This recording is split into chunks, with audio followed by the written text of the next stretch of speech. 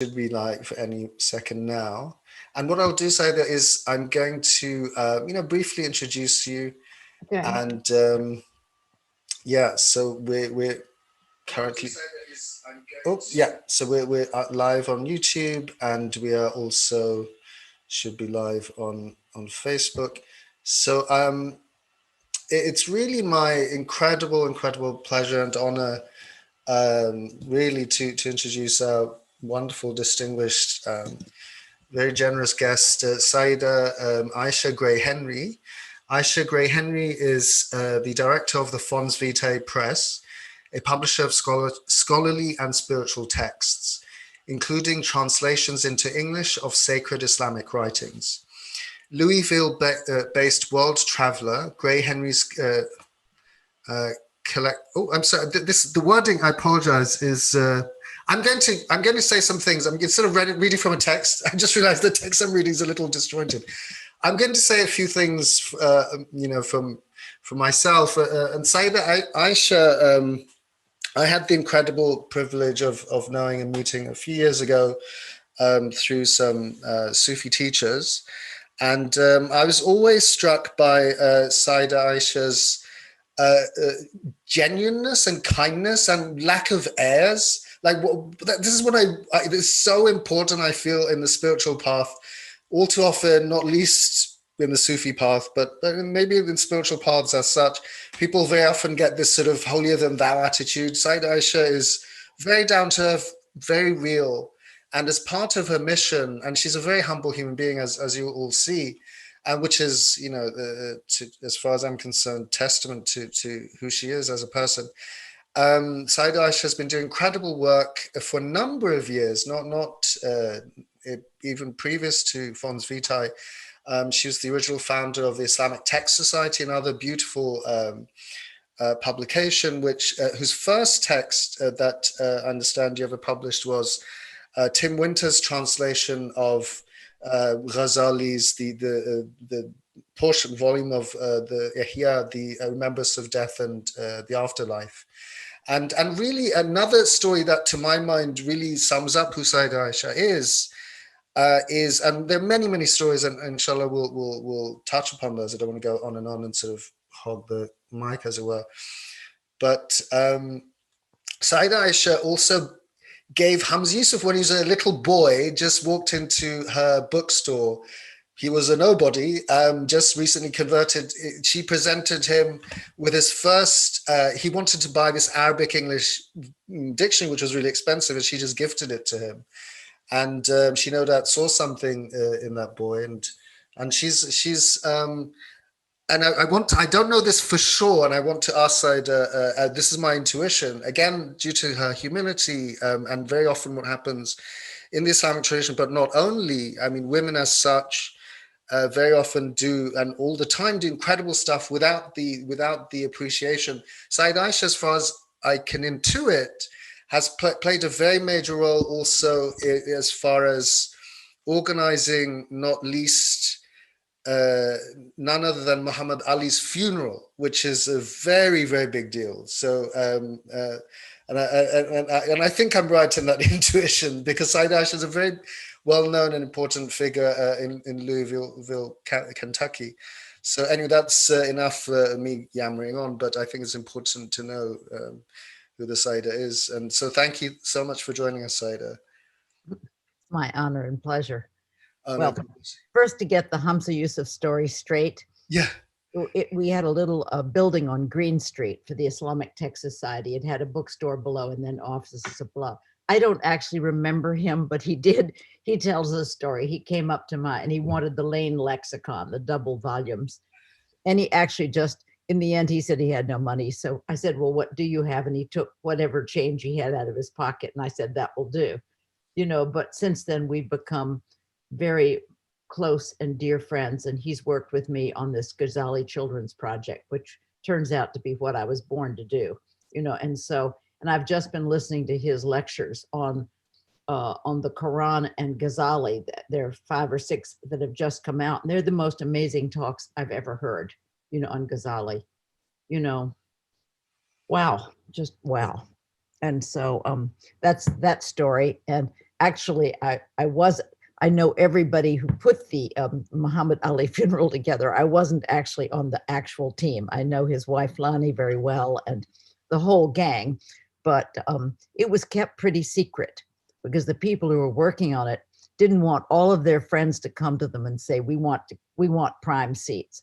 But that funeral here was really powerful. And the filming of the entire event, that came afterward, I have no idea how they pulled together something which was interfaith to the essence, to the heart, to the oneness.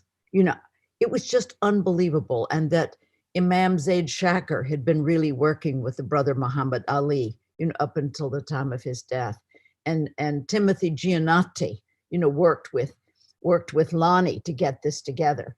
I mean, none of us could see this coming, but when we saw the footage of the hearse going around all of downtown Louisville and all the streets and people coming out and throwing flowers and police crying, I mean, it was a big deal. But the message of that event, and they really ought to, you can see it here at our Muhammad Ali Center, but people, there has to be a way to actually see the footage of this entire event and everything that was said, because somehow it happened. It got figured out. It wasn't Islamic. It wasn't Christian. It was the heart of man. I mean, it makes me cry. It's actually so good. I think they show it downtown at the Muhammad Ali Center. But anyway, that was a beautiful moment. So anyway. Well, and Saida, your work, in a very real sense, has been very much concerned with the heart of man, as opposed to just being concerned with necessarily one religious perspective over another. It's all about what is true in human beings, man and woman. And ultimately, we were talking briefly before we went live, Saida and I, about the question of basically going home. I was mentioning to Saida that I came back 2 years ago to the UK to be closer to my parents, and the Saida kindly mentioned that we could maybe talk about that, the idea of going home, and we sort of remarked that that's the entire story. It's all about going home. And I was hoping you could say a few words about that. Well, I think to give a context for everything we're talking about, including going home, we have to look at what is the essence of every faith tradition on earth. And that is basically the jihad al-nafs. It's what Ghazali is talking about, the polishing of the heart, keeping it polished so it perfectly reflects the divine qualities. And when we meet people, sages and saintly beings, what we're loving in them, their hearts are so polished that they're reflecting back the Asma al-Husna. I was out in that beautiful moon that happened middle of Ramadan. I live on the edge of a golf course, and I went out and sat there and tried to video. I couldn't actually believe it. It was so beautiful. And remember, is that a hadith or something where someone looked at the Prophet, peace and blessings be upon him, and then looked at the moon and couldn't figure out which was more beautiful.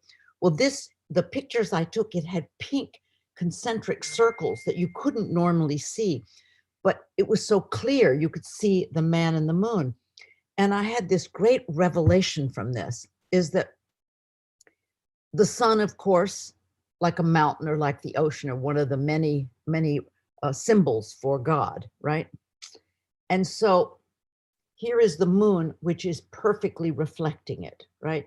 It's interesting. We have a friend, Mahmoud Bodo-Rash. He's a German architect who did all the tents for the Saudi Arabia that pop out. He did the new Maqam Ibrahim. He made the steps that go up to the Kaaba that take the water inside of them.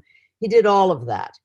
And he said that it's interesting that the moon itself is covered with a little kind of pebble. When you have a movie screen and you project, it's got a like sand all over it. For projection, that the moon has that.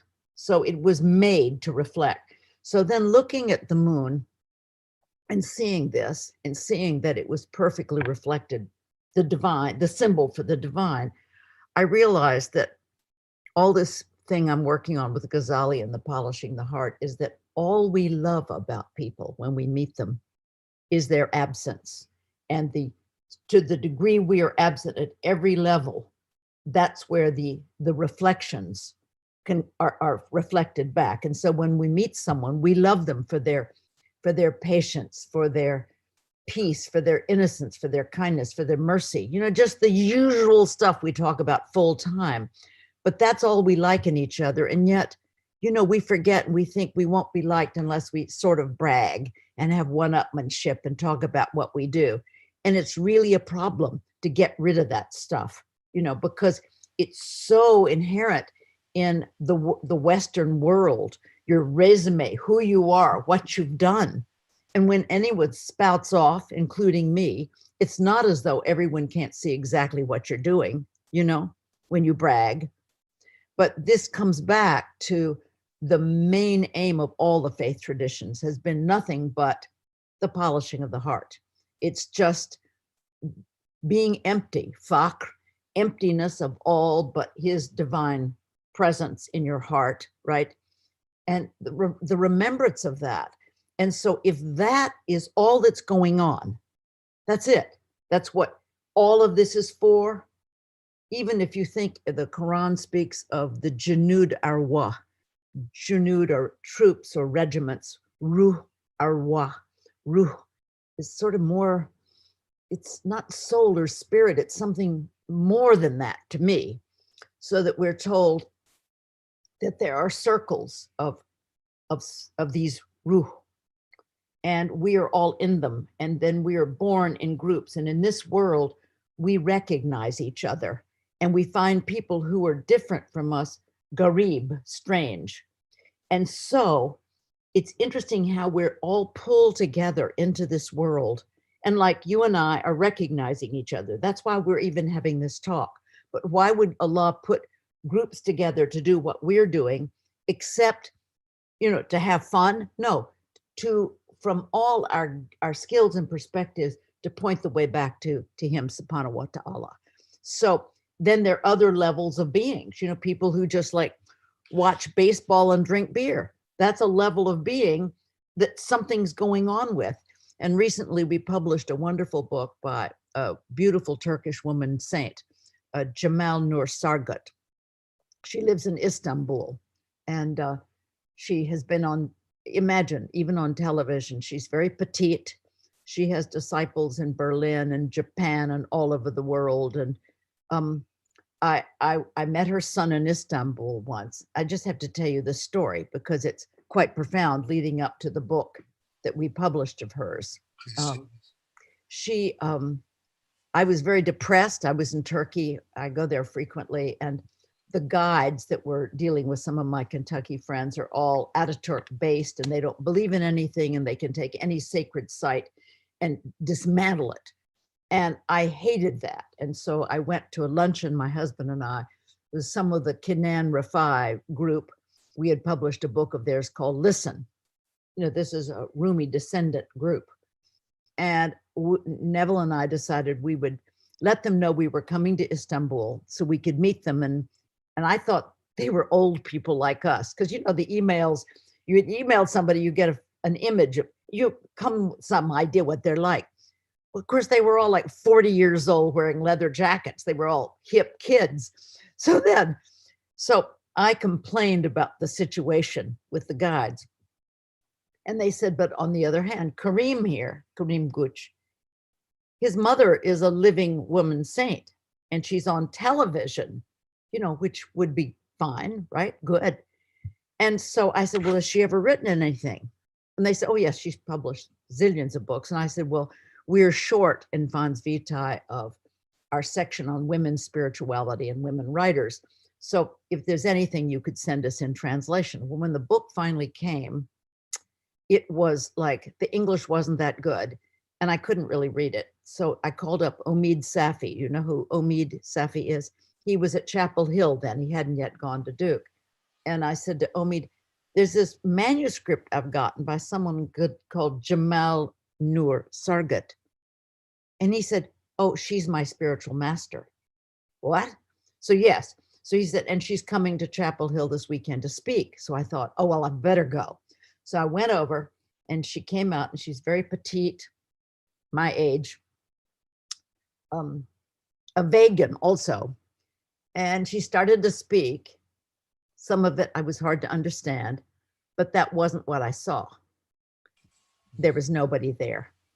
It was, I mean, pure happiness. So you loved her because you were loving Allah. All we love is Allah, right? And we only can know him through the Asma al-Husna and all the combinations. So afterward, a couple of women who are real scholars and who are her disciples said they would put the book into perfect form. It took years. I mean, the Fiqh al-Mazahib al-Arba took us 30 years to bring out. I brought another that was written in the 1200s by the Dean of Chartres Cathedral, explaining all the symbolism of the whole Christian church, everything, like the clothing worn in the mass. You know how nobody buys this book, you know, but I have to tell you, it's one of the most, we kept the title in Latin. Amazing. Rationale Divinorum Officiorum. But anyway, back to Chamal Sargut. So the book is moving along and we're going to have pictures in it. And then I went over to Istanbul midway, went to visit her humble little kitchen. And she said, you know, years ago, my father was put into prison, maybe by some dictator or something. And she said, I went to cry to my mother. And she said, my dear, say Alhamdulillah. He shared in the trial of Sayyidina Yusuf, remember, who was taken away. Wow. She said, years later, I came back. My daughter had died. I was sad. My mother said, say Alhamdulillah. You are sharing in the trial of Sayyidah Fatma or someone. And I thought, I've never thought of all the stories we're told, the Qisas al-Anbiya, etc., as sort of archetypes we can share in. I'd never seen it that way, just a story with an idea. So anyway, so the book finally comes out, right? And I started reading it. And she said, and this goes back to this Junud Arwah thing and who we are, just who we happen to be, you and I right now. And she said, and she's very scholarly. You know, we've just bringing out a book of hers on Yasin. She spent with scholars 5 years just going through every commentary on it, right? So that's ready. But anyway, so then she said, you know, the soul, a soul, you can say that as it comes into this spatio-temporal realm to be born, it is drawn to, nay, maybe chooses, right? Drawn to the parents it needs and the trials, whether it's the cancer or whatever it's going to be, and the trials it needs to finally empty out, you see? Because, and we're attracted to that. And you wonder, I start to see that it's a setup by God. Everyone that I know and I'm connected with and everything that's going on, I'm now learning to quit judging it all. It's like we translated Ibn Ta'ala al-Iskandari's book about not having self-direction, right? And when I edited that years ago, I thought, oh, I don't know, I have self-direction. Now I know there's no point in that because it's all happening. Everything is coming to us every single second, exactly what we need. Don't be angry. Don't argue. Just look at it, because in it, this incredible La ilaha illallah combination of stuff is coming in. And you can see we're all connected by little lights, lines of light. For example, you can think of someone, can't you? And then suddenly they ring you up from the other side of the world. That's not physical, right? Mm-hmm. And this is very important because it leads into in our Ghazali children's series, where I've had to take books 1 through 7 and first get them into English by real scholars, but then put them into the language of children, which turns out to be for me, right? This was the biggest gift in my life, you know, to be able to try to restate the Ihya Ulumuddin in the language I speak in my head, not the language I can't read. Timothy Winter's wonderful book on death and what comes after. you can read it, but Yeah. it's so deep and so scholarly. And while you're there, you're, oh, wow. And then you shut it and you're back to being you.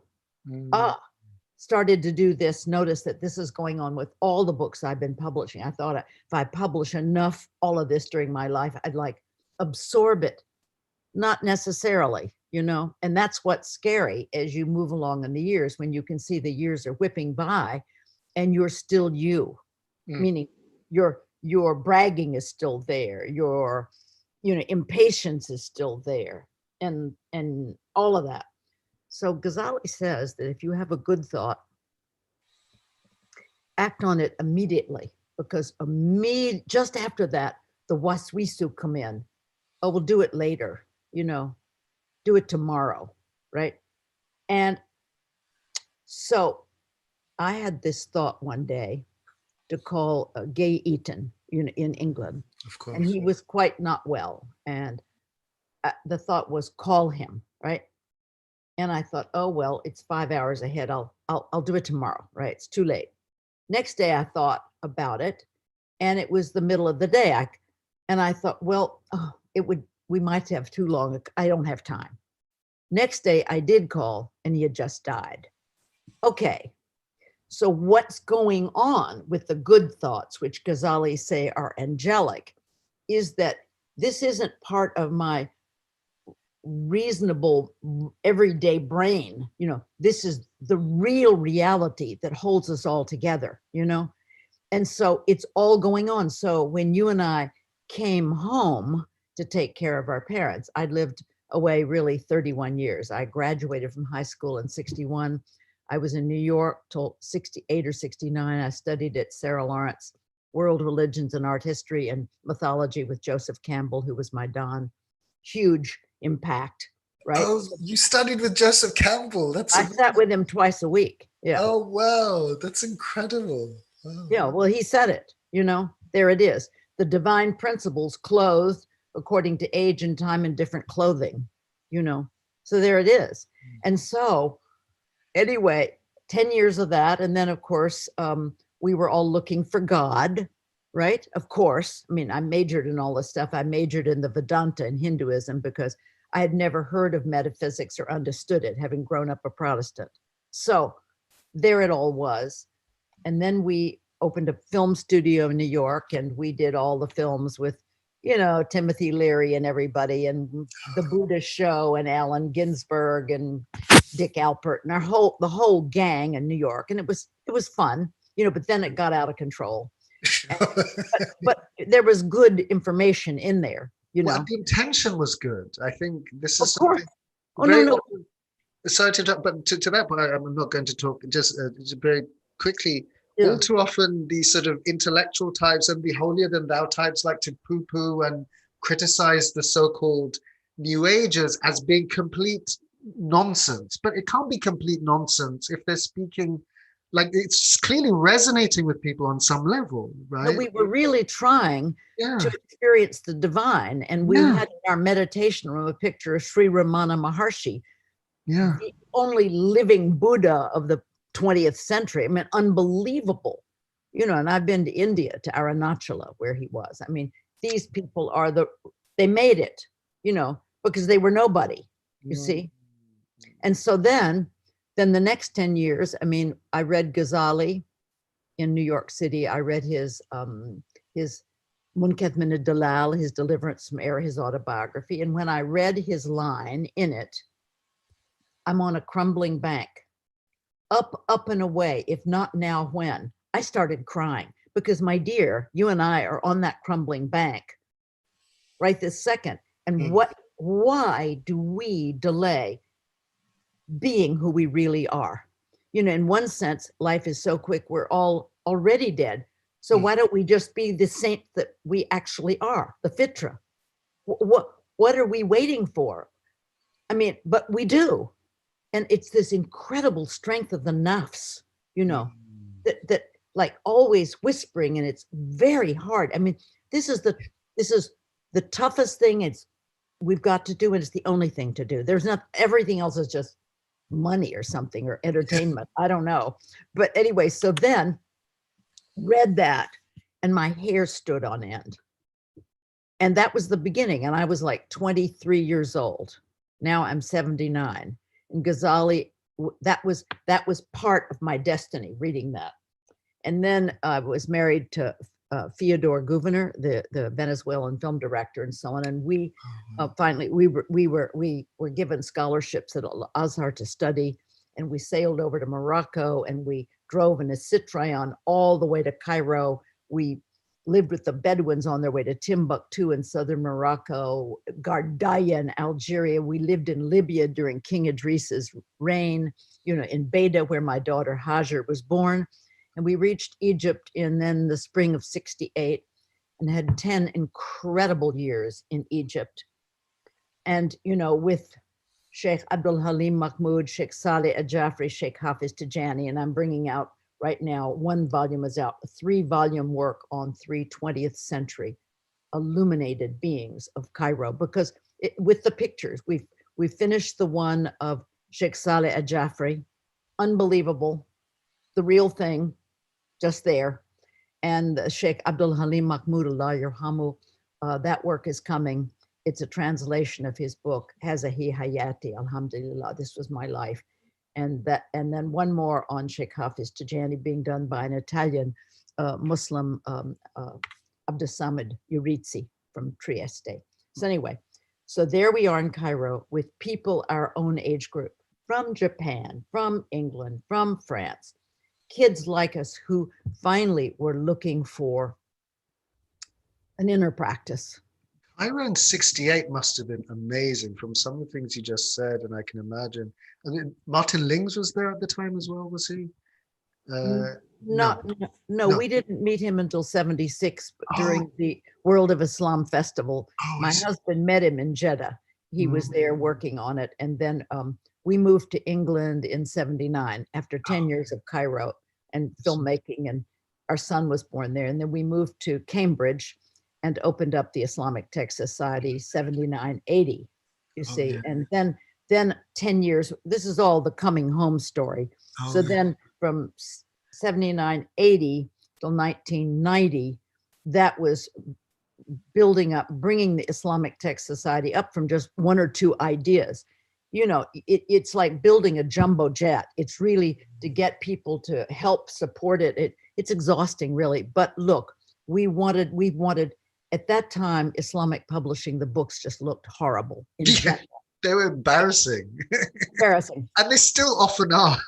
Yeah. But what you've done single-handedly, I mean. People are copying it now. Yeah. Because Farid, was a great book designer, great typeface, great, that cover of the Ghazali series, which is a square. So unusual, he designed that with some of the Eric Gill school, and it won the best, for 2 years going, the best design and something in Great Britain award just for that, because it was hand drawn. It's done by the Eric Gill school.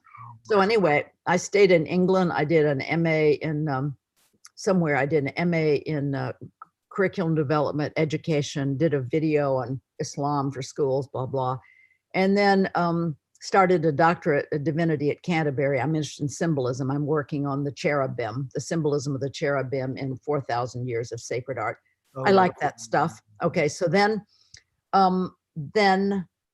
in now this is the coming home story. You and I were going to talk about how we came home. In 1989, 90, my father was an architect, and I'm in his house right now. He built our house in 1950, and he had got gangrene in his feet from something, and he had to have his legs cut off. And mother was already on a walker. And my dear, you don't put your parents away, for goodness sakes, like the people in the West do. Like it was their turn. They thought of us first when we were little, just as we think of our children first, and still are, practically, even though they're big. So it was their turn. So I came back and moved into the house, had some help. We put hospital beds over there in this big room with a plant downstairs. And I had the privilege and honor of being there, even holding my father's hand as he breathed out. Oh, What yeah. an honor. And what is that about? Because this is part of the divine setup. When are you finally going to perfect your patience? When are you finally going to get merciful, right? You can get away with not quite doing it in normal life with your friends, but just have a parent in front of you day after day after day.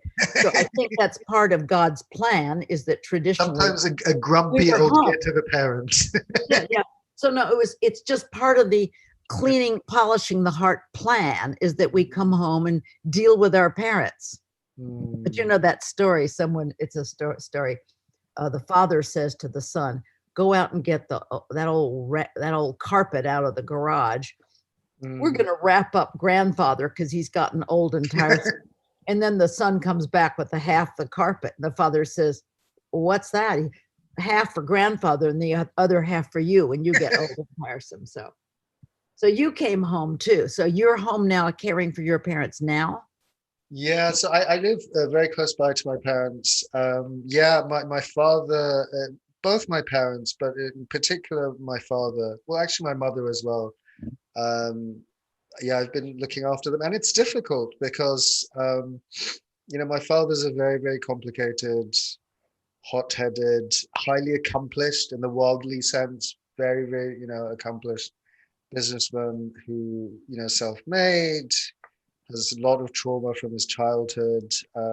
Sad to say, he's very narcissistic. So, like, God gave me the entire, everything but the kitchen sink, or everything and the kitchen sink to deal with. And so it's been a very, very painful, very tough journey. But I'm finally, I think the penny's beginning to drop in that I'm beginning to realize exactly, I mean, what you've been saying, Saida, that this is a huge blessing and an honor and an opportunity for me to, even in a tiny bit, if I can give back a little bit, to my parents. I mean, I was mentioning to my mother just this morning that, what did I say? That looking after old people is a bit like, you know, old and frail and old. I mean, my dad, bless him, he's 75. And he really, he really abused his body, not through drugs or alcohol, just through work, total neglect. And, I think I am of the opinion that after the spiritual life, of course, one's health and one's education, these two things have to be really front and center, like, because so he really neglected his health, and but he has a really powerful, he's one of the most strongest people I know. He struggles with his breath, but he still keeps going. Anyway, long story, but this is kind of my opportunity to maybe hopefully shed some of my karmic residue, or, and to So kind you're of. 44. Mine died when I was about 49, So I was dealing with it at the same age, And 40, your 40s is interesting, that the symbolism of the number 40. Why did Ghazali do 40 books, 40 hadith and nawi, 40 lines on every page? Jesus, 40 nights in the whatever wilderness, Moses, 40. Abdul Hakim Winter told me this. 40 is it symbolizes death of this order and reintegration into the principle. So now you are dying off your old order and you're beginning to reintegrate into the principle. Somehow up to 40, you just do everything. And then at 50, when you think it's about to end, that's actually when your life will start. I didn't even think of Fons Vitae till I was in my 50s, That's amazing. because what it is it takes a while for you to realize what the gift is you're delivering, right? Because there are lots of gifts at first. You're doing 1,000 things, but it starts honing in. And also you start having connections. Like you and I both know a whole billions bunch of people all over the place, but suddenly whatever you're supposed to deliver is starting to really come into focus in your early 50s.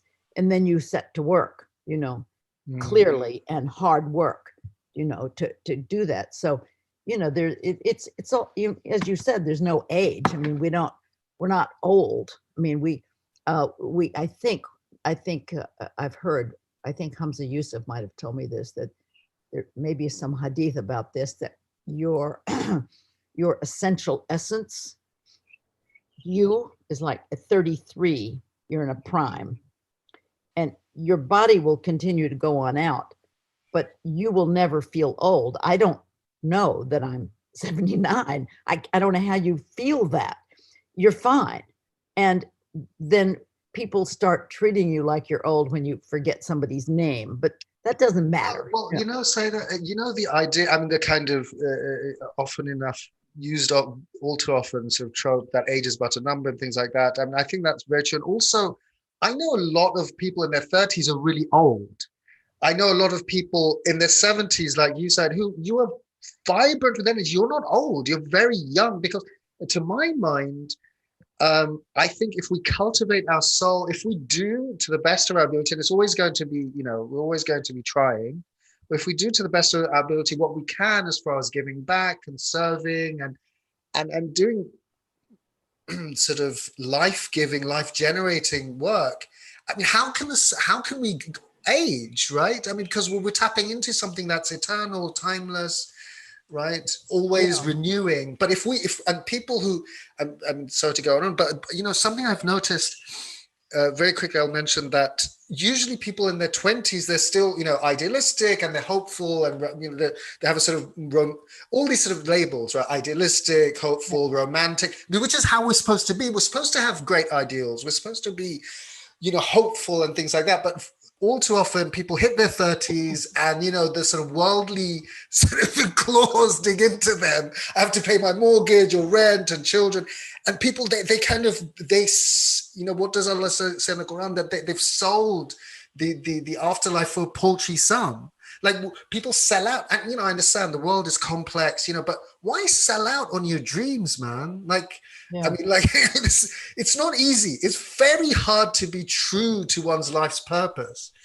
But I mean, how much is one's life purpose? Like, if someone gives one of us $1 million, is that what my life's purpose? Like, is that enough to sell out my life's purpose? I think it's priceless. Like, God, to use sort of Akbarian metaphysics, has uniquely constituted us, right, with the divine names in a very unique fashion, each and every one of us. And it's my duty, right, using up and thinking through Akbarian metaphysics, to realize that unique constellation and constitution to the best of my ability in the world, and to make it and to manifest that. How much is that worth? £100,000 a year? Like, if I don't do that, because that's all too often what people do, right? And anyway.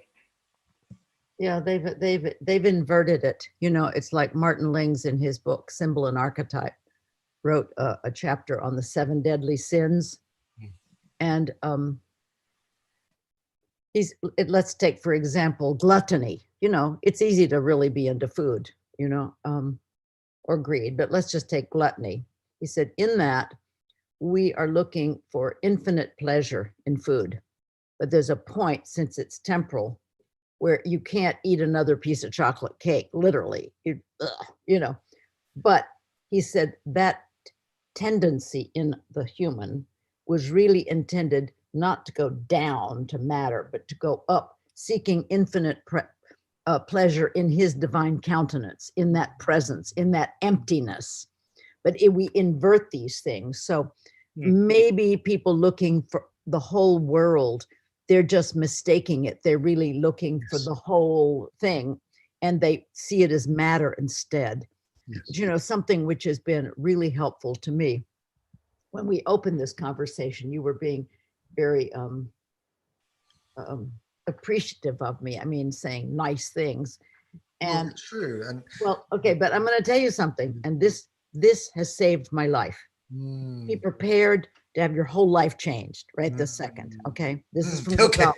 Okay, no, I'm not kidding, because we say, oh, he's a really humble person, and then we know we should be more humble, because that's the emptiness we're looking for. The thing I saw in Martin Lings, no one was there, just humility, right?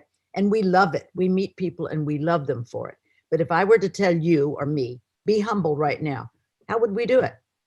I mean, no, really. No, How I would you know. just assume humility? Okay.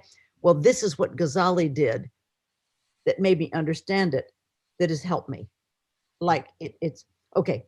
So the whole process, reading Ghazali in the New York Public Library in 1966 or 67, and then Cairo, and then the Tech Society and Tim Winter, mashallah, his work, and then, you know, translating the Ihya Ulumuddin between the Tech Society and Fons Vitae. We really have very few volumes left to go. Going to press next week is book 39, Mohammed Isa Whaley from England, who I've known since he was young. He did you know, Persian and Turkish at Cambridge, and Arabic, a doctorate, SOAS, and then of course headed all those manuscripts at the British Library. He worked under Martin Lings. He's living in America now, but he's just translated the book before book 40. You know, it's Contemplation. Isn't that beautiful? With a long intro.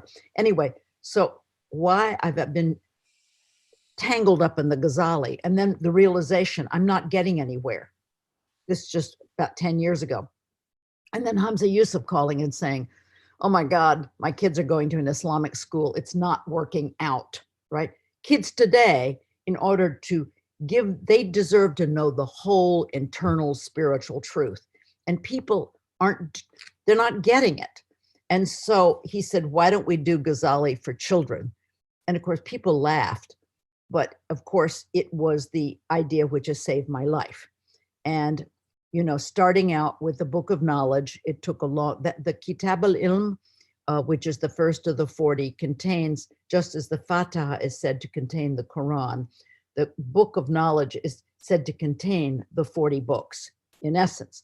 So it's very important. And Ken Honerkamp, wonderful Abdul Hadi at Georgia, he got it into English. And while it was being perfected, you know, every single hadith has to be checked. You know, it's a gigantic thing to make sure these are perfect.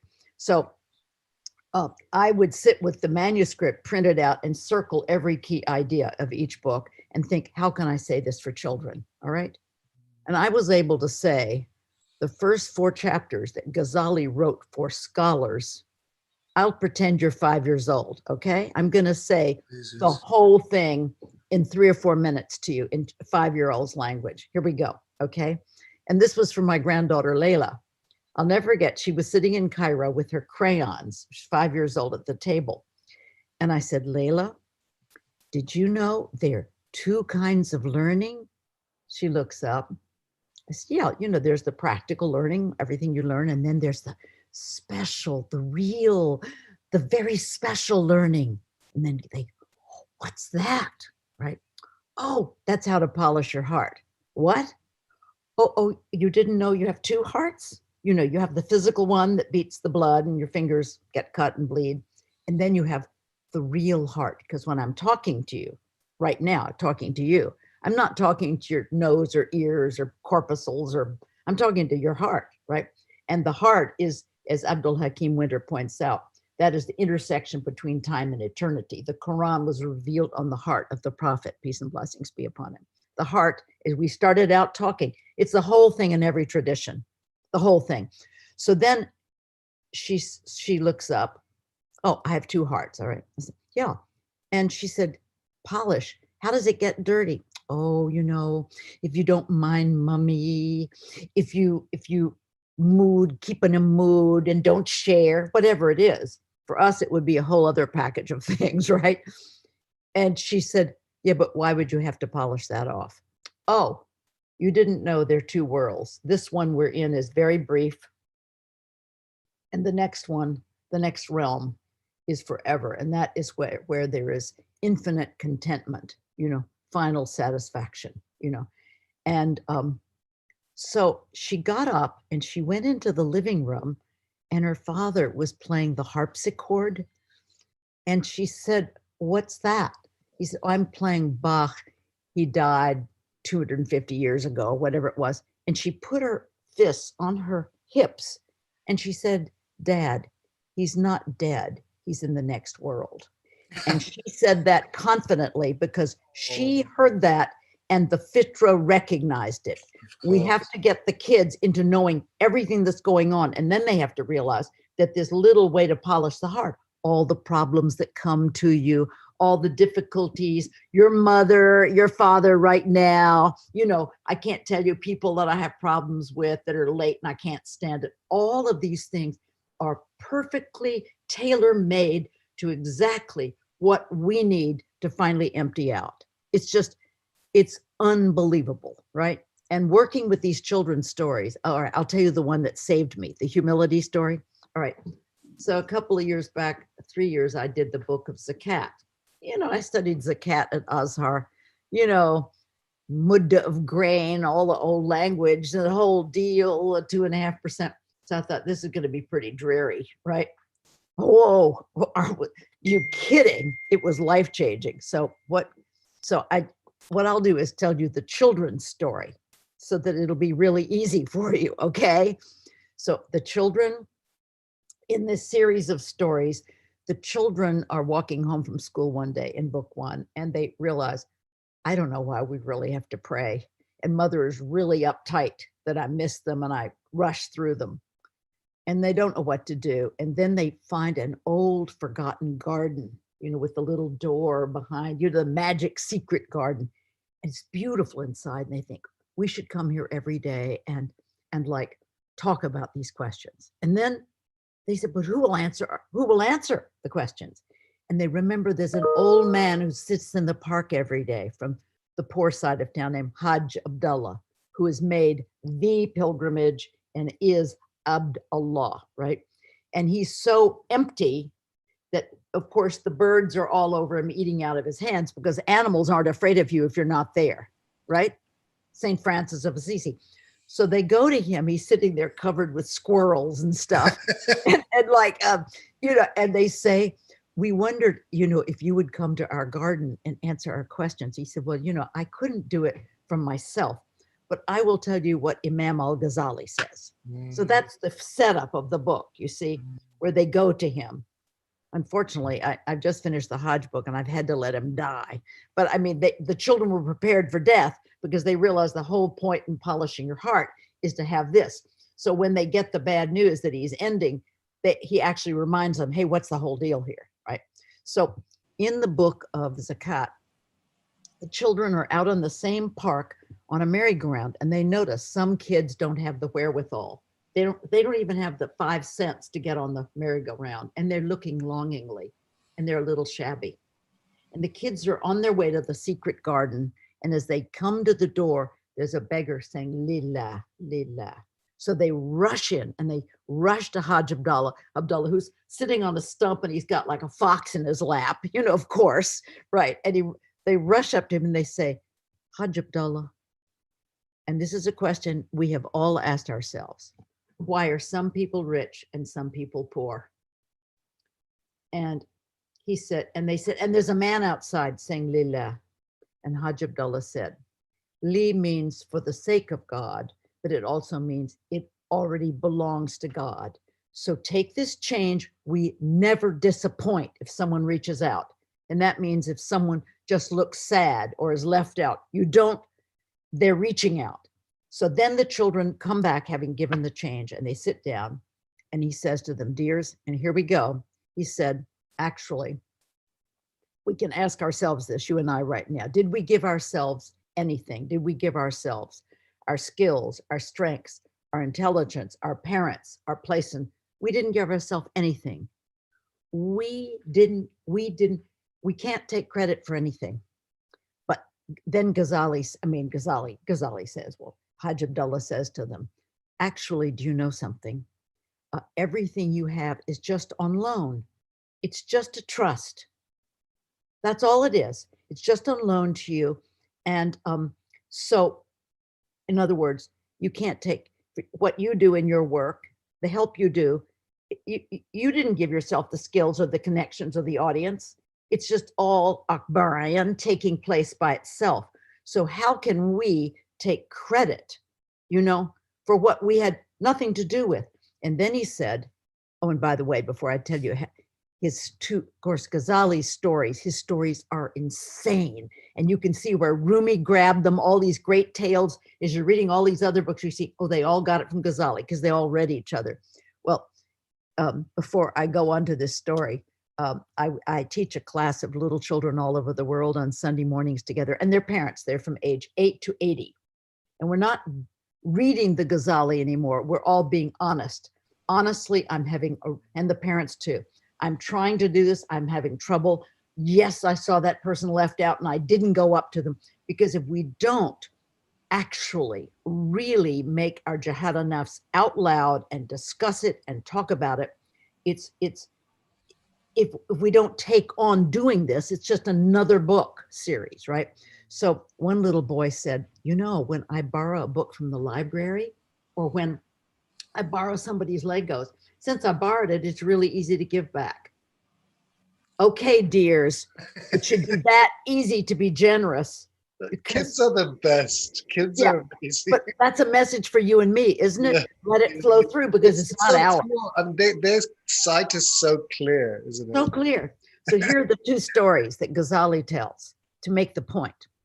How not to give and how to give.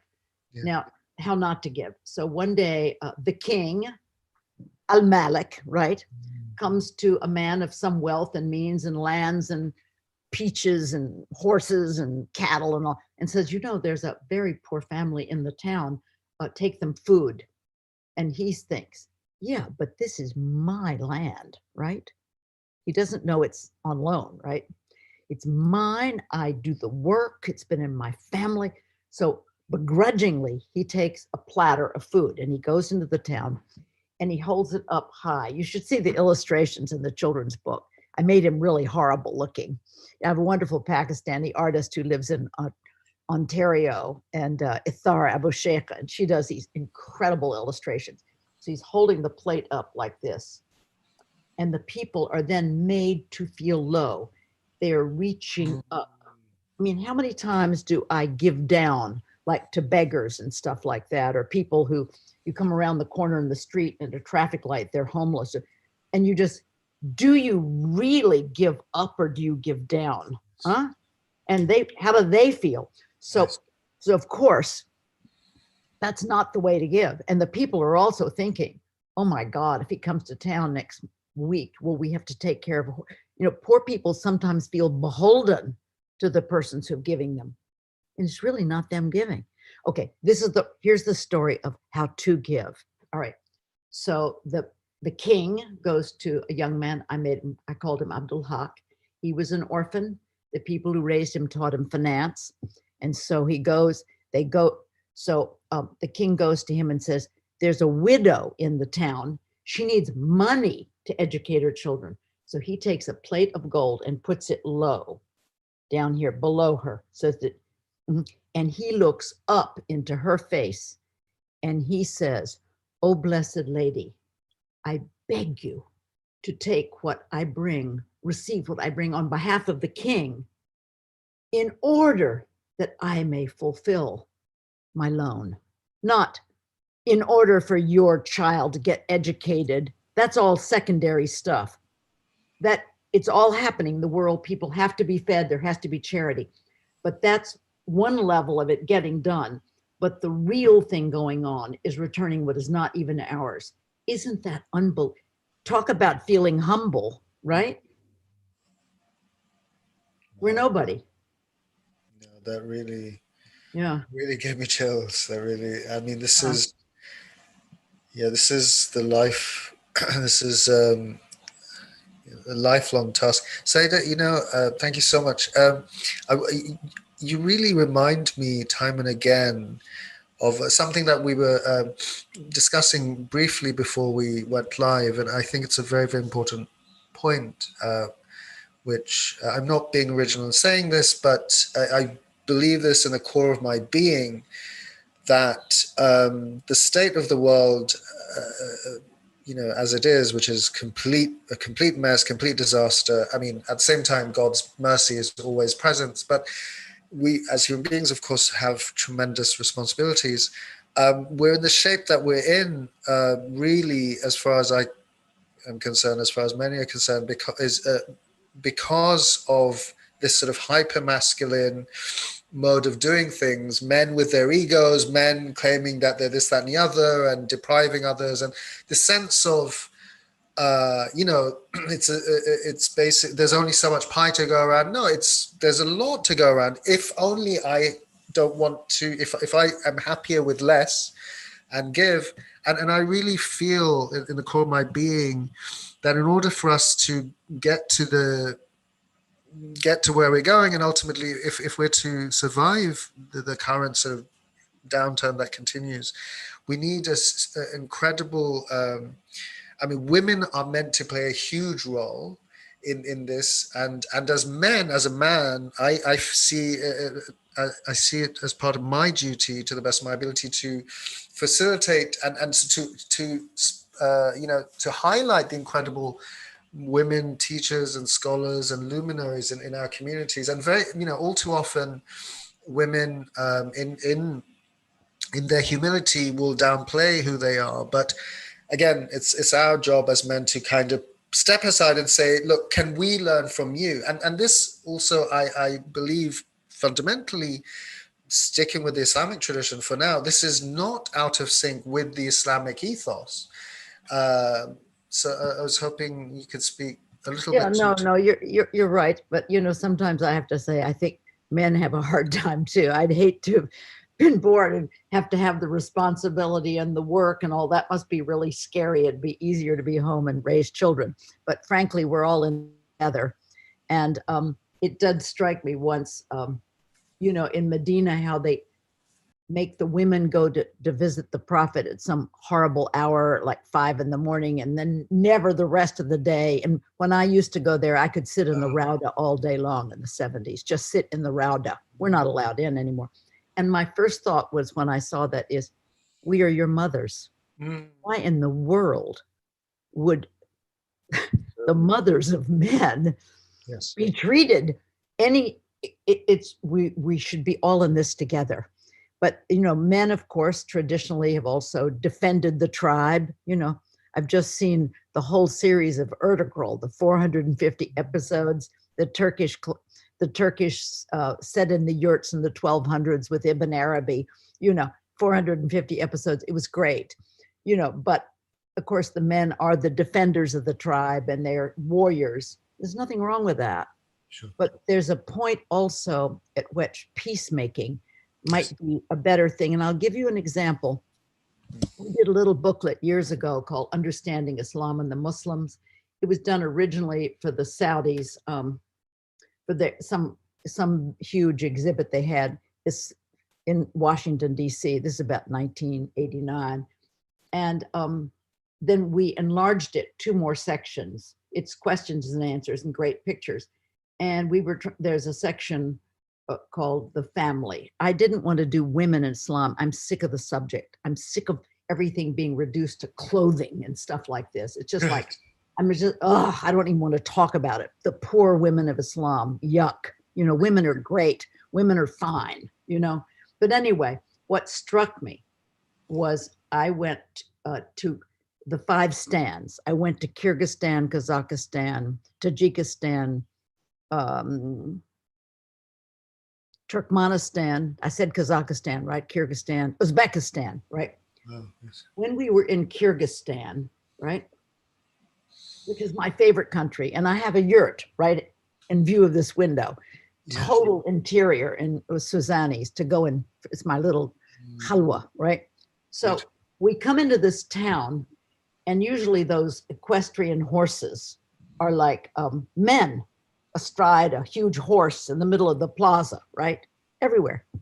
Well, here was a woman with a felt crown, the Kyrgyz queen. Fine. But then you start noticing she's on everything, like they're curtains and she's woven into curtains. And then you buy dishes and there she is. Like, so you have to say, what's going on with the queen, right? Like, what's the queen deal, right? Well, listen to this. As we all know, Russia came into Central Asia, took it over, destroyed the water, the whole scene, wouldn't allow Islam to be practiced. And when they were taking over, she, as the queen of her area, said, there are many of them and few of us. We will not fight them. We will just be killed, right? So I will make a peace treaty with the Russians, which she did. But her son, right, and this is very masculine, he was really upset by these concessions, you know. So he went out one night and slew a Russian army officer, which broke the peace treaty. Yeah. And what this great woman did, and I'm going to cry telling you this, she erected a dais with a gallows. And she stood facing her son, and there on the ground were all the Russians and all the Kyrgyz people. And listen to what she said. And the Russians cried. She said, "My dear son, what you did was for our people. And what I now do is for our people." Oh, wow. She preserved the peace. And guess what? Today, the Russians are gone. Her descendants are alive. You see? And it's, I think, doing the peaceful solution is the way to go. You know, obviously they've got, I mean, when you look out and see all these people bombing each other, it's just unbelievable. Yeah, so anyway, that was just I put that in my woman's section, you know, of the booklet, because her picture, but I've never forgotten that, you know. I mean, what a sacrifice, you know. Look at the sacrifice she gave for her own son, the prince. Wow. Yeah, there are pictures of them standing in front of their yurt. But anyway, so I mean, we that's a point. We should try to find more nourishing ways, more merciful ways to solve things, you know, because really men and women, we're the same. You know, when you sit in remembrance or meditation, you discover you're not male or female, right? There's just a presence, an awareness, an essence, and then it gets particularized somehow. But we're beyond that. We're the heart, you know. How do you feel, Saida? We were talking also about, again, before we went live, just, you know, I was kind of trying to sign into this platform to allow me to stream on multiple platforms at the same time. And we were sort of commenting on the nature of the double-edged nature of technology, where on the one hand it facilitates incredible, like I'm speaking to you, I'm in the UK, you're in Louisville, Kentucky, live, we're speaking, people are seeing us live. This is kind of miraculous on some level. At the same time, there's weird stuff happening, right? It strikes me as a lot of these technologies, especially sort of digital technologies, as being somewhat dajjalic. You know, the superficial is increasingly replacing the real, and we know this through the prophetic traditions. In all the traditions, there's a warning of all the traditions sort of warn of a time to come when the inversion will happen, right? When again, was sort of idea, you know, talking about the reign of quantity and the signs of the times. You know, it's, where do you think all of this is going? Are you hopeful? And one must always remain hopeful, of course. And I mean, if anyone really radiates and embodies hope and joy, I mean, you're certainly a prime example of such a person. At the same time, if we are to, I mean, because, you know, we should be hopeful in God's mercy and be realistic as far as the trials, and right, and what's the famous prophetic tradition, tie your camel and then trust in God, right? So as far as the tying is concerned, where do you think we're going in the next 5 to 10, 15, 20 years? I have no idea, but I just see that, I don't want to say history repeats itself, but human beings are the same human beings that go all the way back, you know. And I think it's just trials and different packaging now. I would say a trial that young people and old people have to be aware of is, I mean, I don't find Zooming a problem because it's not all the time, but I think just with my iPhone I don't do Facebook. I'm on it to see my daughter's thing, but every so often I will go on, and I mean, it takes you away. You could keep it could waste your entire life, and then you look at the subject matter of it. Just seeing little snippets of people who've done this or that, or said, or posting a picture, something scary is going on that's draining away all the little children that I'm dealing with the Ghazali classes online. Their main thing is they're all addicted to videos, and their parents, the whole thing is, if they talk about temptation, or if they talk about, they always go back to watching less, is the biggest thing that's distracting them. I've started to think about Netflix, because my husband and I have never watched television, because A, there's nothing on. B, we'd rather read. We never put the news on, because who would want to listen to that hysteria? You can get the main headlines. You don't need to know every detail. And it's all a lie anyway. You're not getting what really is going on. So we got onto this Netflix thing, this Turkish series, right? Somebody put us on, and it was COVID. You believe we watched 450 sessions, right? But what it was every night was a cliffhanger. So we'd go into the next one. So we didn't go to bed like afraid or something. So, I mean, here you have the Turks fighting the Mongols and fighting the Crusaders, and you have Ibn Arabi, and it's beautiful. And the weapons are bows and arrows and swords. So you're not seeing the ugly modern world, and the costumes are beautiful. I mean, and Ertugrul himself, his son Osman becomes the founder of the Ottoman Empire. But I mean, it is exquisite. But then we were addicted to it, okay? And now we hardly know what to do. And I realized that all of our friends, and we're all educated people, we've traveled, we give to the world, we all blah, blah. Suddenly there's this rage of everybody watching Netflix series and being binging. That's the word for it. And my husband said, which is a really weird word. Binge eating is really bad, but now we talk about binge watching as being standard practice. So right? Who has thought up? Yeah, we'll take this whole generation of educated people like me, and after dinner, those hours are gone. Martin Lings wrote his books after supper until 10 o'clock at night. That's when he wrote, right? So the world, those hundreds of billions of hours could be used to fix the world, build things, go out and help. I mean, if someone could harness that energy today, of all these people who are just entertaining themselves away, if we were told in your homes, you could make a change in the world order. I mean, if your generation could come up with some way to harness our energies so we can at home come up and work together, like we're talking together, maybe more conversations with our brothers and sisters in other countries, talking to our Yemeni friends, counseling, peace and good ideas, maybe something like that.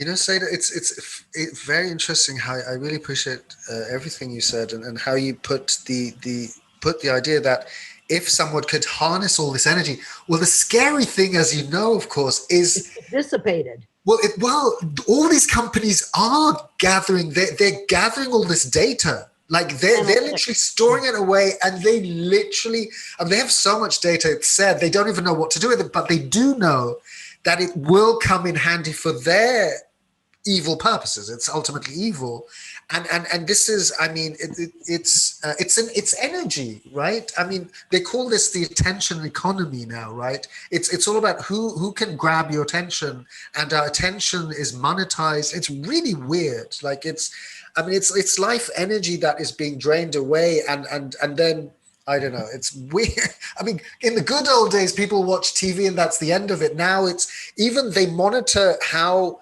our eyes track across the web pages, and all of that is being utilized for all sorts of manipulative processes. Imagine if somebody wanted to take out the country. I thought the cloud where everything is stored was literally up in the air somewhere. I didn't know it's hundreds of computers on ice in warehouses all over the place.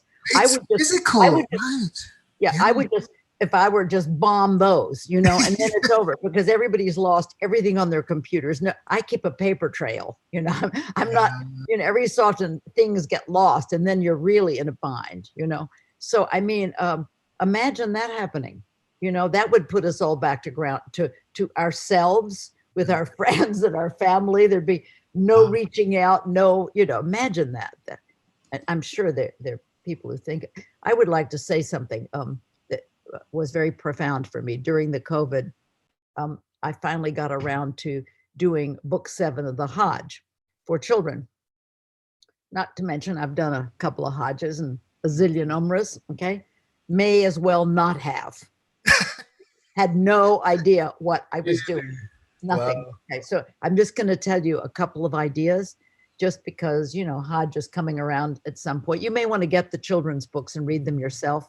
They come with the adult translations. That's beautiful. We've got the Dar al Manhaj Press in Jeddah produced the 40 volume. Well, it's not in 40 volumes, but it's in less. But it's the greatest critical edition of the Ihya Ulumuddin. They brought it out in 2011 for his 1111 anniversary. And I have seen in Sarajevo, I've seen in that, oh gosh, the handwritten, one, my goodness.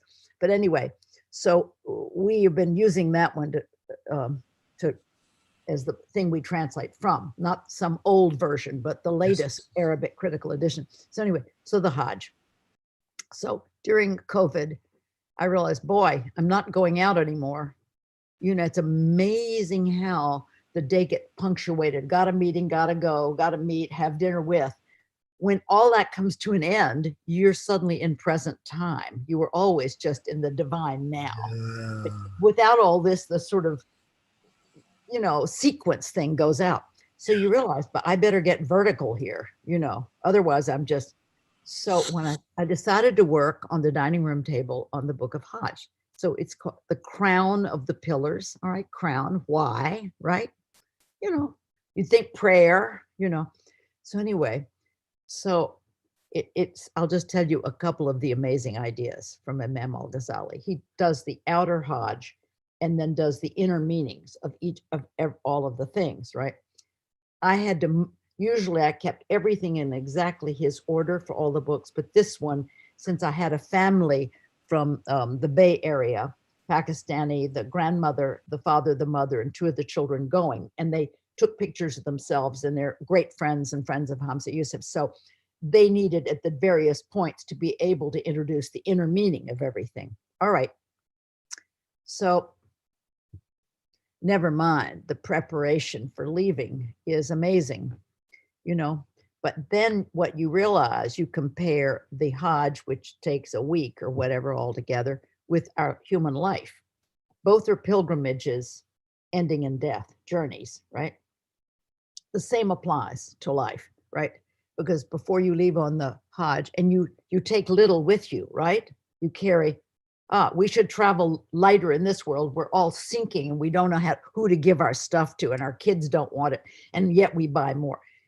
You would, of course, put everything in order. Like Ghazali says, if you haven't apologized to somebody, it's like a heavy feed bag hanging around your neck, the weighting you down.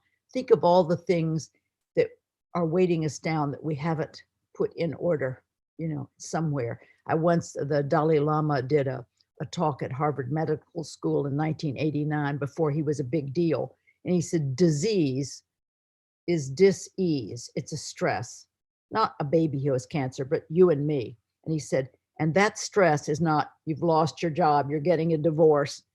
It's the stress that we all feel with that plumb line through our fitra, that we are not aligned with our innermost truth and essence. And you can feel it all the time. Every single minute I'm unaligned, right? And it is a stress, because that's the real stress. When they say get yourself together, that's what they're talking about. Anyway, so the family, so you want to put everything in order. Anyway, so they're out on the Hajj. And when you get, as you know, when you get to Mecca, when you begin the tawaf, you put your hands up, you can't touch the black stone. It starts because Ghazali goes through that story where someone said, I wouldn't kiss the black stone except I saw the prophet kiss it, right? That one. Ghazali said, are you kidding? It's really something else. Okay, what? Okay, this is what it is. When Allah subhanahu wa ta'ala says to Adam, am I not your Lord? And we, all humanity till the end, we are all in the loins of Adam. So we are all present for this conversation to the last person who will be alive, right? Am I not your Lord? Yes, Nam. Lest you say on the day of reckoning, I was unaware of this. I was ignorant of this. That contract between Adam and all of us is inside the black stone. Whoa. So when you go, and you can't even kiss it, but when you reach out the first round, you are actually reconfirming that contract made at the beginning, because what the Hajj takes you through, because of the preview of the Last Judgment, it gives you the whole history, everything of mankind from its creation in Adam till the end when it's all being judged. You're experiencing that physically. But if you understand it while you're doing it, you can imagine this death. Now listen to this one. I mean, of course, Imam al-Ghazali says when you're leaving, let's say you're in Jeddah and you get in a van, right? Back then it was a, camel or a buggy or cart or something. He said, imagine that vehicle that's taking you to the Kaaba, to the house of God, right? Right. That's your bier, the wooden plank that the body is on, being taken to its grave. You have to be that empty. You're dead to go and be in the presence of God, right? Whoa. Then, of course, I realize now that the reason you find it so beautiful looking at the Kaaba is it's not your physical eyes, it's the eye of the heart that's seeing the Kaaba that's above with the throne and the angels circumambulating. I mean, just imagine what you're participating in. Isn't this just unbelievable? I mean, every detail of it. It's like, I've got to do another one, except it's in really hot weather for years, right? But doing it, just writing it on the table back there, I was like making it in my mind and heart because I've done it. And I was there and I could understand each level of the way. It is, he says that for other traditions, for Buddhists and Hindus and Christians, when they make a retreat into a monastery, let's say they're a monk or a nun, this is our version of that, this major retreat, except that everyone, not just those who have the aptitude, has got to do it once, if they can. And we know all the laws about that, right? So why have you got to do it? Because the problem is people don't understand what they're doing. I have a man named Abdullah Galahari. He lives in Dubai. He's like taught at MIT, some kind of a physicist. He made a Hajj. And he said, I just saw a lot of people going around repeating prayers. Someone say this, and they say this. He said, but they were just mouthing. Ghazali says you have to watch out you don't want to do postures and mouthing during prayer. Each ayah has a different mode of being. You just don't say, subhanallah, you should feel awe, right? You don't just say, Edina Sirata, you feel, oh God, I need guidance. You've got to move. You've got to be repositioning yours. The prayer book is unbelievable. I mean, Imam al-Ghazali actually now has come exactly what we need right this minute. Because if people don't go and do the internal one where they're connected to the transformation of their heart and know what they're doing and be conscious of it, we're in real trouble. Otherwise, we're just going to float on through with their iPhones. It's scary and it's real. Scary and it's real. Yeah.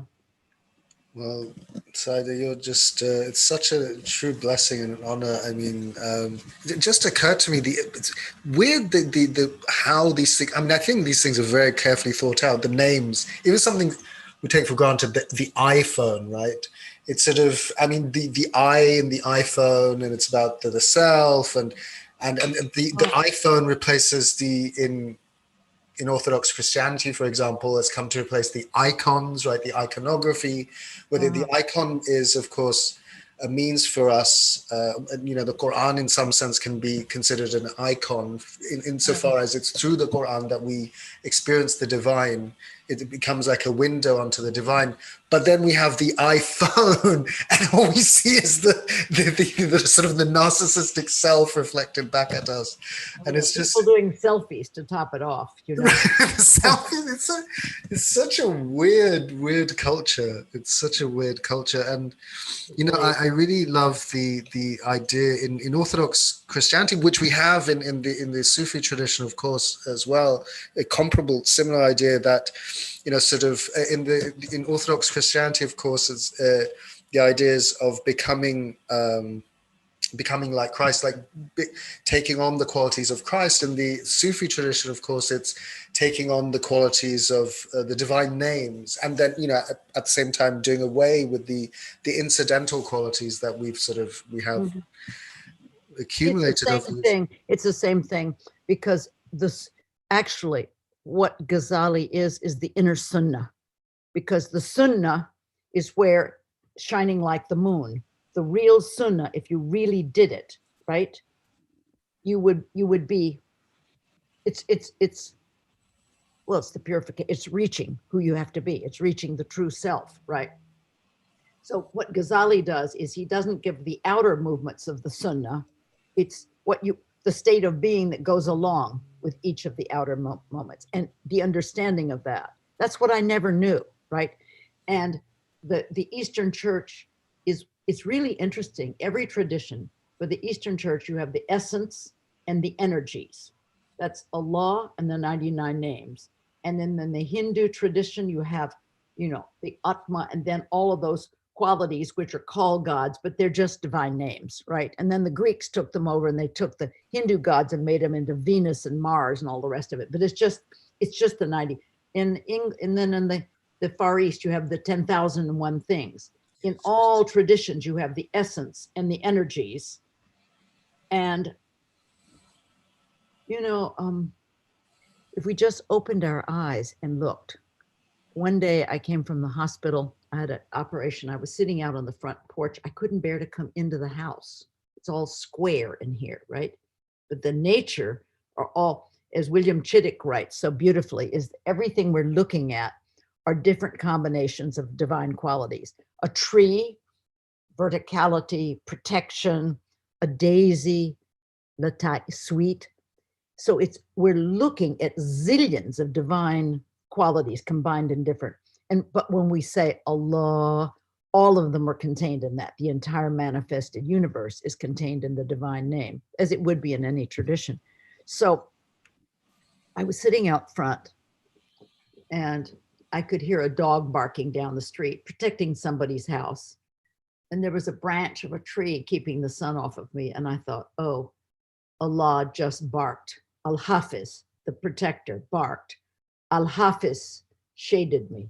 You see, so actually everything we're experiencing are just these divine names, or lack thereof,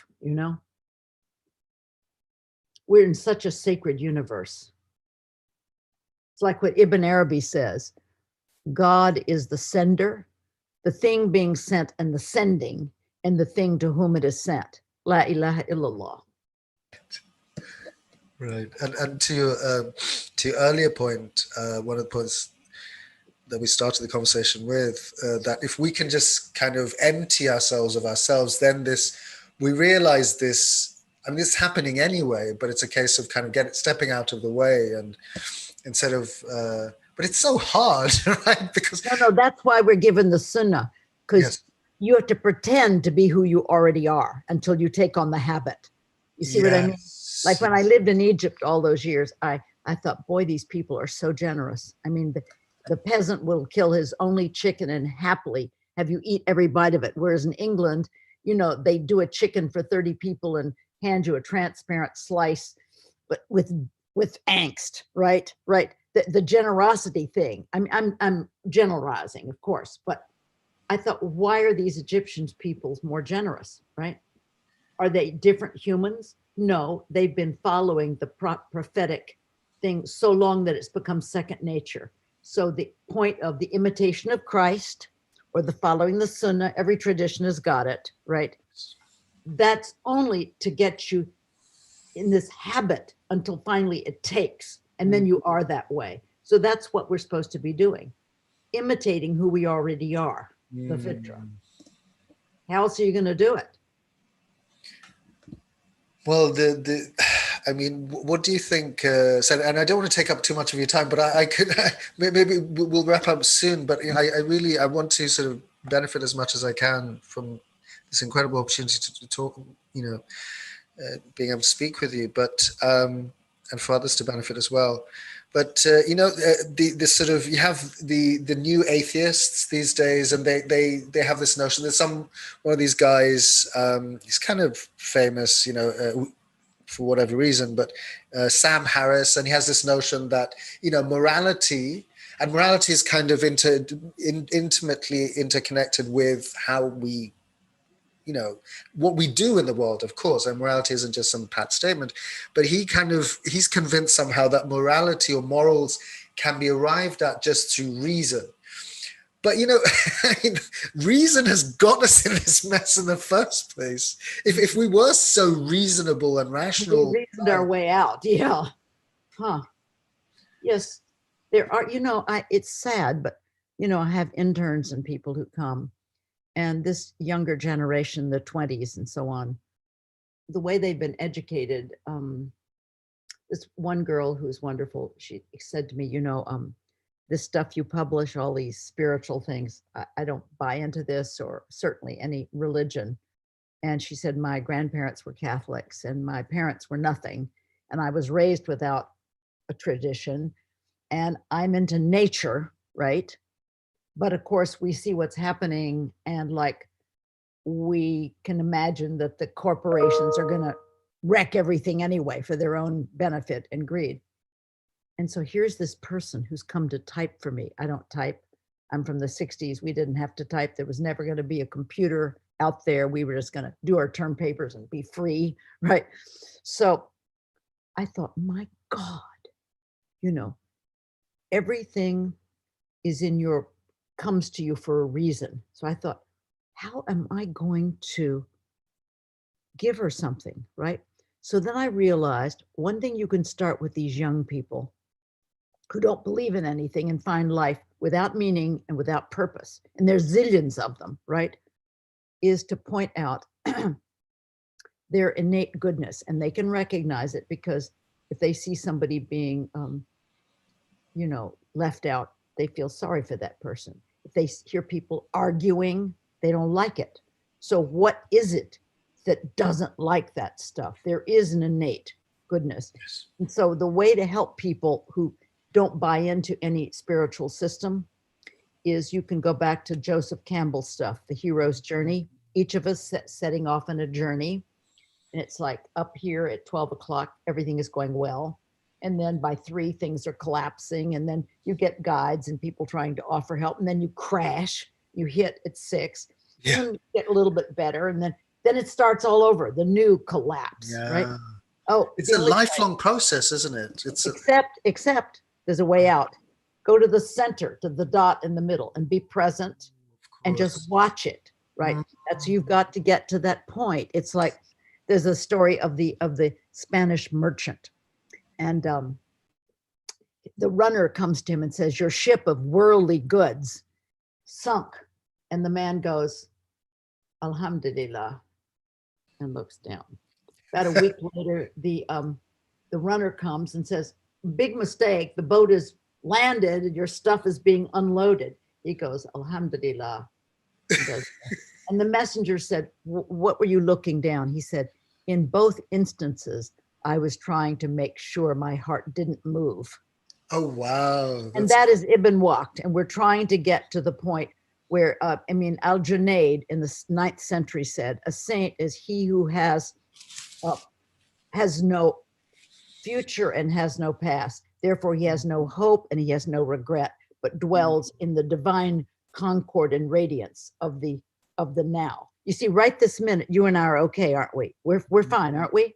Okay, we're in the next moment. We're still fine, aren't we? Mm. We're always fine, but when we think about it, we're not fine. When we leave the presence, the Hadratullah. How about planning, so that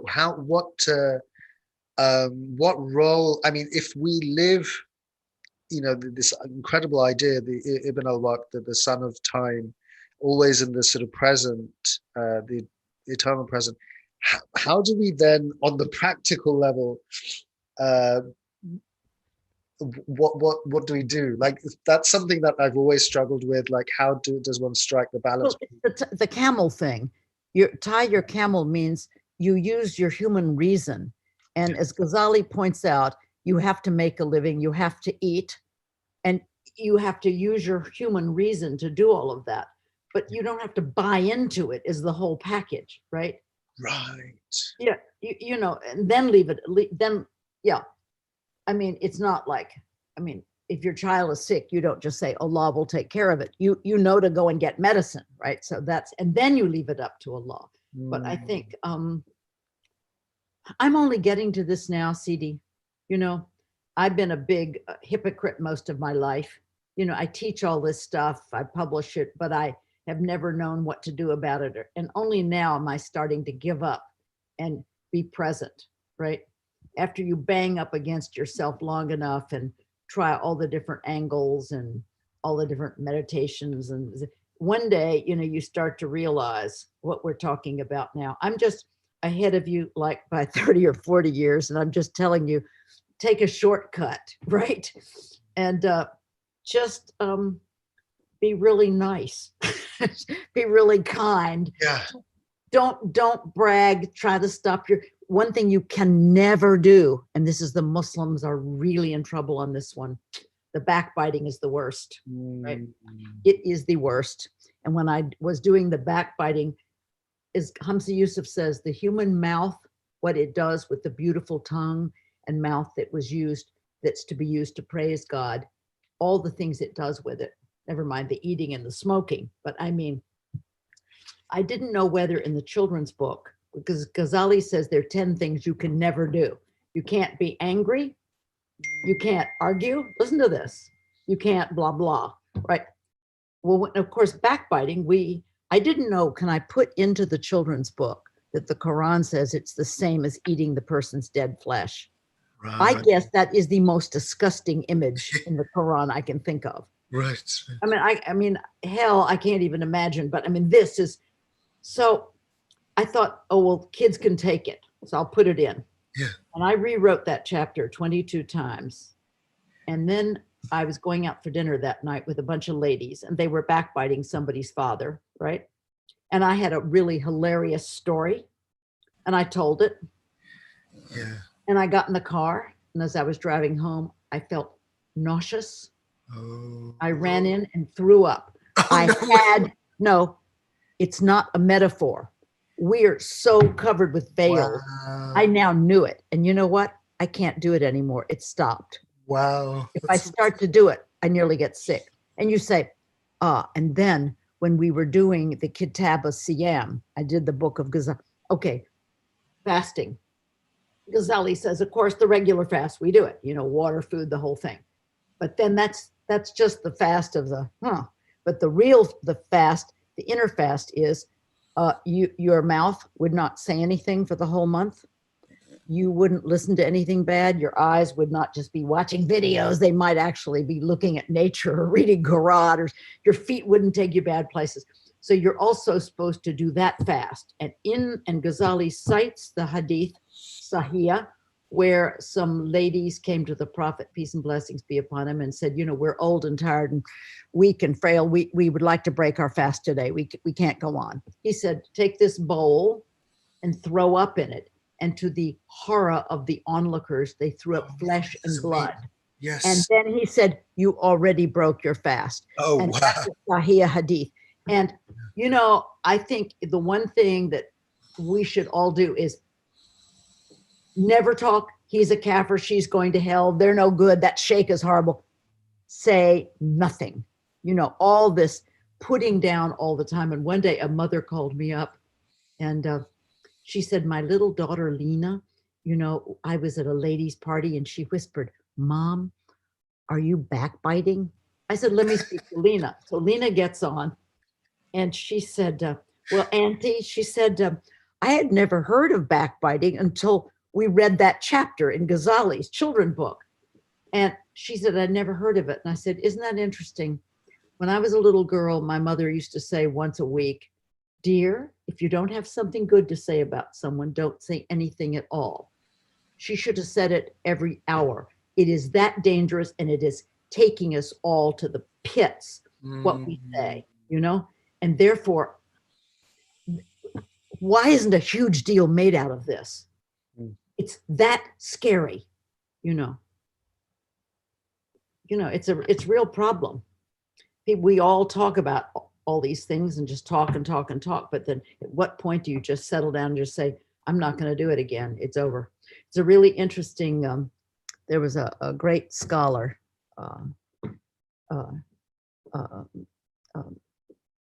Nanda Kentish Kumaraswamy, and he wrote an essay called On Being in One's Right Mind instead of One's Wrong Mind. And this was what this essay brought Thomas Merton into the monastery. And he said, if you, we call it tauba, turning around, right? If you repent doing something and you make tauba is a 180-degree switch. And Kumaraswamy said this is called in Greek metanoia. And you turn around, and if you never do that thing again, you're not the person who does that. That person is gone. Do you see what I mean? So that's almost the mechanics of forgiveness. But most of us turn around and then we do it. We keep doing it. It's a real inspiration for, like, when you do tauba, like, say, I'm really not going to do this again, because, we need to, to sort of counsel one another, like talking to you, just listening to some of the things you're saying really inspires me, and we just need to be that for each other because we all know what the deal is, And being, I mean, to your point, Said, also kindness. I'm sort of at a stage in my life. Again, I enjoy, I enjoy the intellectual sort of pyrotechnics and things like that. I do enjoy that, but I'm more interested in kindness. Like if I mean, I would much rather spend time with someone who's kind and maybe not this incredible intellect per se, right? Whatever, rather than having some insanely brilliant intellectual who's a disgusting human being.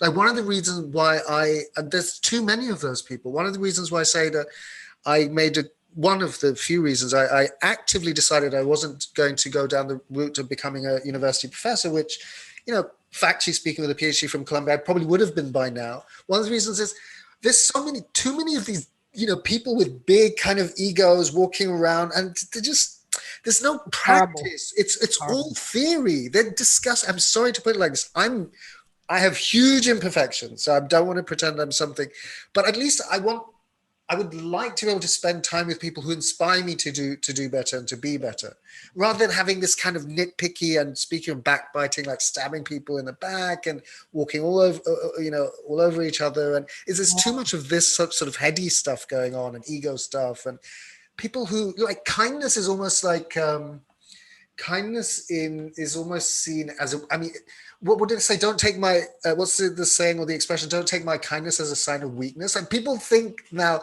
if someone's kind, oh, he or she's just kind of weak. Let's walk it's like license to walk all over them, right? It's terrible. No, it's mercy is what it is, And of all the things we're asked, oddly enough, the thing we want most from God is His mercy, right? And of all the things we're asked to do, like be patient, that's hard. Mercy is easy to do because it's our essential nature. It is really easy to just suddenly turn and be really kind to someone. It's isn't it interesting? It's the biggest one, and it's doable. It's actually doable on a moment-to-moment basis with everybody around us, because it's so easy I mean, I deal with a lot of people that frustrate me, and I'm the kind of person that's on time and people aren't on time. And then I can get into a twit on that one. Because Muslims are terrible at keeping time, right? Uh, Sadly. yeah, it means that my time is worth more than your time. I can be late. To me, it's horrible. But you have to let go of it and not get hung on these things, and just let the world go by. I think, yeah. I'm glad you didn't go into academia. There's some great people in there. I know some great No, professors. of course, there's some But, great. but I'll tell you, for the most part, all the stuff they're publishing, It's useless. publishing house after publishing house of somebody nitpicking over something that happened in the 18th century in some manuscript. Imagine putting your human life into that kind of direction. Say that the way I kind of understand things in my sort of limited brain, everyone's limited at the end of the day, but I came to the realization a while ago that what is the point of having all this sort of rarefied discussion, which it's a luxury, when if on a day-to-day basis, people are suffering incredibly, they're struggling, and all my knowledge, all my qualifications, all the books I'm reading, or maybe occasionally writing and what have you, isn't serving them at all, and which is usually what's happening with academic production. And I think I know what you're doing, the work that you're doing, and I'm really inspired by your work, and I hope in my very, very humble way I can even accomplish 1/10, 1/100th of what you've accomplished, and as continue to. You're serving people with real stuff that really transforms, stuff that can really take us somewhere, as opposed to, again, sort of nitpicking some sort of, and I get why, I mean, that sort of serves a function as well, but it's too late in the day, as far as I'm concerned, as far as I can tell, to be, chasing after these, publish or perish. Now it's publish and perish, right? Like, getting tenure and having some sort of job. But the university system as we know it is finished. Like, I knew that for the longest time anyway, but now COVID is, I don't know what your thoughts are about this, but some very, very serious people have been warning for many years. The university as we know it, it's on its way out, it's on its way out, it's on its way out. And now in the past year, I don't know how many tens of thousands of university jobs gone, just like that. Anyway. The thing I was thinking just about mercy and kindness, what that really is composed of is presence, being present to someone. I published a book by a man. He was just because of 2 or 3 stories he did. And one of them was he and his wife were living in India doing missionary work, or I don't know what it was. And in this marketplace every day, there was a leper, and people avoided the leper. The leper sat over on the ground. Everyone ignored him. And this man every day went and sat in the lotus position in front of the beggar. It makes me cry, and just looked into his eyes and was present to him every day. Wow, right? But that's everybody around us is in that need of presence. I have a friend who teaches at Sarah Lawrence, and her daughter was born with a real illness, and the husband left. And in the end, every day the school would call and say, oh, your daughter's had an epileptic fit, or she's peed on herself, come get her. So my friend, and she's a professor of Islamic theology and stuff, she said every day when the phone rang, I thought, oh no, not again. Then, do you think Jesus or Muhammad or any of them, the Buddha, would ever think, oh no, not again? They wouldn't. They would just be present. They would go. They would pick up. That's what we're supposed to be doing. We're not supposed to be thinking, oh no, not again. How we can get our state to just being present for what, I think we just have to practice it, because it's who we are, but we just somehow forget it. Once there was a friend of mine, and she was really annoying me. She had, we've all got friends with Alzheimer's and dementia now. Maybe you don't yet, but soon it'll increase multifold, right? Here's someone, your friend tells you the same thing 30 times in a row, and you don't want to say you just said that, right? So mercy, etc. So anyway, this friend of mine, I was trying to work on a manuscript, and we were at a lodge, and she kept knocking on my door, and would I come and help her find her necklace? Would I help her with her Christmas cards? And I'm getting more and more, this was my day, right? And finally, I thought of that story of being present. And she walked into the room and stood in front of me. And I moved my consciousness from the mind, from me, into my heart, and just looked up into her face, with presence. And she started crying because she said, "You're my only friend." People who are losing things, they're still present. They still know, they still know. And yet we treat them, and they can feel how they're being left out of everything. These people who are forgetting everything now. And the whole idea of presence, that's really all we have to give one another is our presence. What more could we give? Listen. Mm-hmm. God bless you, Saida. Oh my goodness, what a day. Should we go out and be present to everyone around us? Let's make a pact. Today we're going to give it a shot. Beautiful. Saida, and I mean, to that very point, it's we all too often, I've seen this happen too many times, that, and maybe I think it's a little more common, understandably so, with the people who are more kind of intellectually inclined, and they read these sort of highfalutin sort of Sufic books and think, well, it's about being present with God. Yeah, it's true, but that very presence with God is achieved through being present with one another. The two are not separable. I've seen too many times these. Well put. Mm-hmm. I mean, I've seen too many times people who talk a great talk. In practice, it's like, dude, I'm sorry, sorry for my colloquial sort of speech, but like, dude, like, show it. Just, there's a beggar, give him £1, give him $1. Like, it's not just about invoking the divine name. It can't just be about that, because people are going hungry, man. Like, you're not going to save the world with your invocation alone. All too often, I mean, you and I know people who insist on that. That's not the prophetic example. That the prophet would have stayed in the cave and would never have come out of the cave. Mm-hmm. Anyway, sorry, this is as someone who, as part of the divine plan, I really believe, as someone who, I get excited about this stuff because I've had to endure a lot of stuff in my own life, but I see that, like, I'm very sensitive to I'm far from perfect. I'm a piece of nothing, but I try in my own humble way to help people if I can, because otherwise, what's the point in life, right? It can't just be about me. I mean, that's such a boring story. It gets boring very quickly. Very, yeah. But Saida, again, such a true pleasure and honor, and such a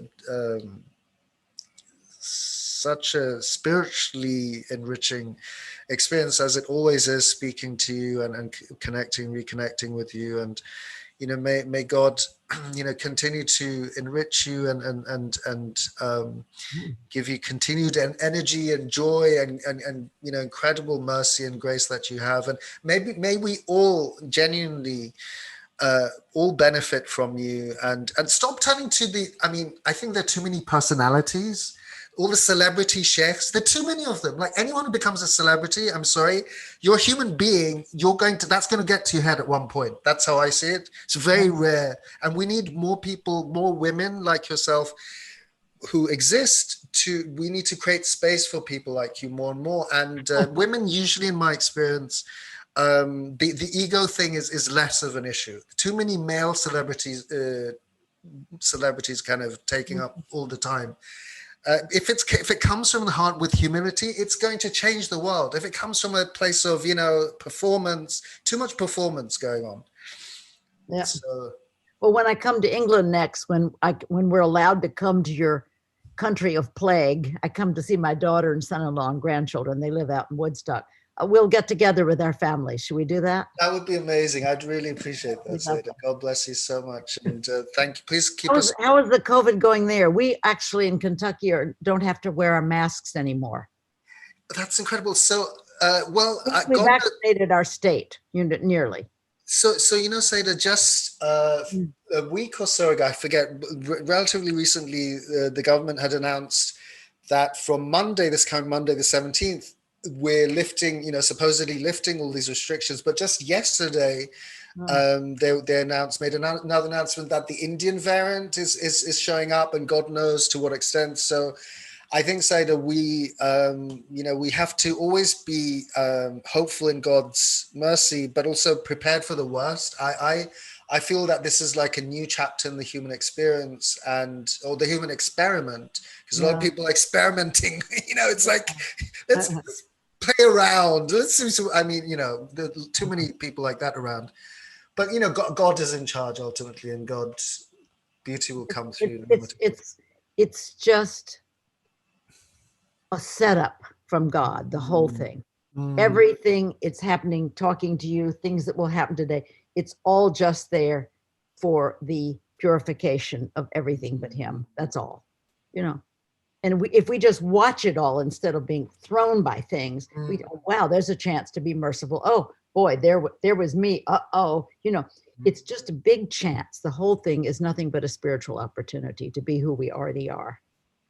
Thank God we don't have to become something. We can just be just go Mm. backwards. Thank you, brother. Thank you, Seda. It's really, God bless you. Keep Love. us in your prayers. Like I said, please keep us, myself, and all of us in your prayers. We really need, honestly, we need your prayers. Well, I want to greet any of this huge community that listens into this. If they could have stayed on this long, I'd be very surprised. But I greet you all from Kentucky. We've got a sunny day. We're expecting the cicadas to come, the 17-year cicadas, and be so noisy we won't be able to think. And I'm growing baby baobabs. I brought the seeds from Gambia. So I'm going to go out and check my baby Well, baobabs. you yourself you are a sun and a ray of sunshine in our lives. Thank Honestly, you, dear. generally. God bless you, Seda. Take care, Barakallah. and we'll talk Fi soon. amanillah. Fi Barakallahu amanillah. fikum. Salam Perfect. alaikum.